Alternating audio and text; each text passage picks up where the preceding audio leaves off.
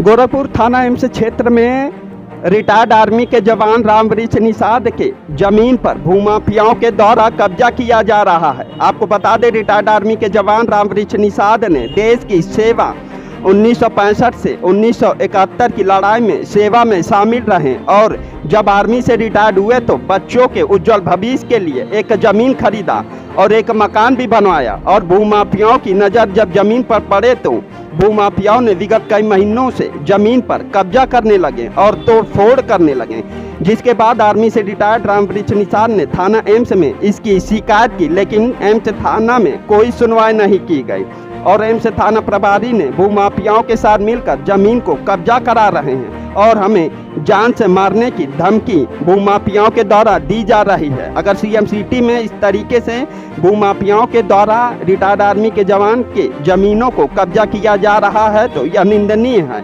और हम मुख्यमंत्री योगी आदित्यनाथ से मांग करते हैं कि भूमाफियाओं के खिलाफ कड़ी से कड़ी कार्रवाई करें और हमें न्याय दिलाएं।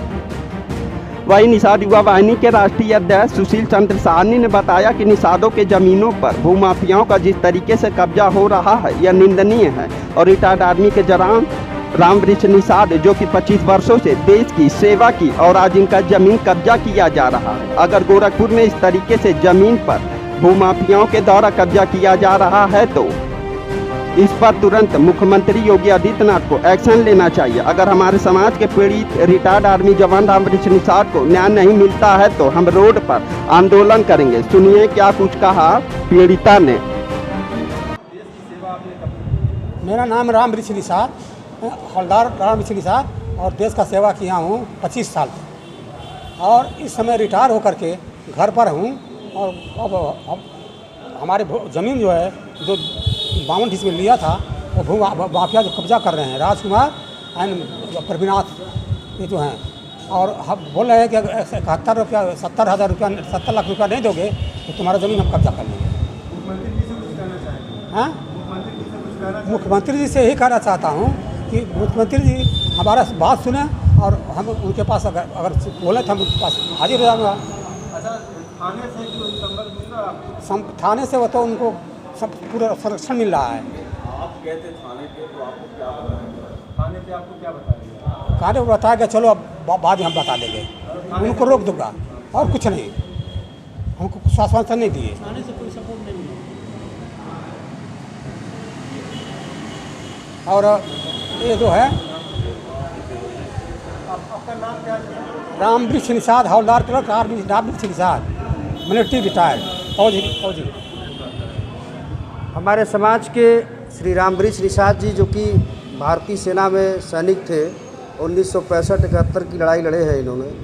इनके मकान और ज़मीन पर भूमाफिया कब्जा कर रहे हैं। कब की मामला है और किसकी संपत्ति पे कब्जा कर रहे हैं? ये 20 दिन पहले इनकी ज़मीन पे 20-25 दिन पहले इनकी ज़मीन पे लोग कब्जा कर रहे थे। जब हमारे संगठन निषाद युवा वाहिनी के संज्ञान में आया तो हम लोगों ने उच्चाधिकारियों से बात करी थी। उच्चाधिकारियों के हस्तक्षेप के बाद भूमाफिया कुछ दिन लापता हो गए और कुछ दिनों बाद पुनः जो है ज़मीन पे कब्जा करने पे आमदा हो गए।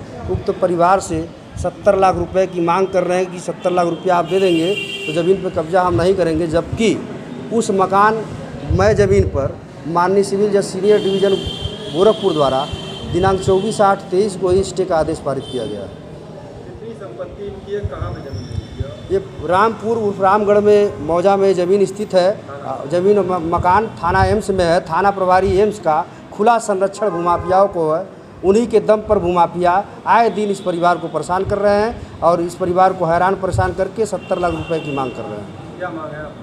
हम लोग की मांग ये है कि चूँकि माननीय न्यायालय का आदेश है कि उस ज़मीन पे यथास्थिति बनाए रखा जाए, इस आदेश की प्रति हमने आप लोगों की दी है। इस आदेश की प्रति हमने एडीजी महोदय और डीआईजी महोदय को भी दी है। अगर इस आदेश का अनुपालन नहीं हुआ, भूमाफियाओं के खिलाफ कार्रवाई नहीं की गई तो निषाद युवा वाहिनी इस परिवार के साथ आंदोलन करेगी।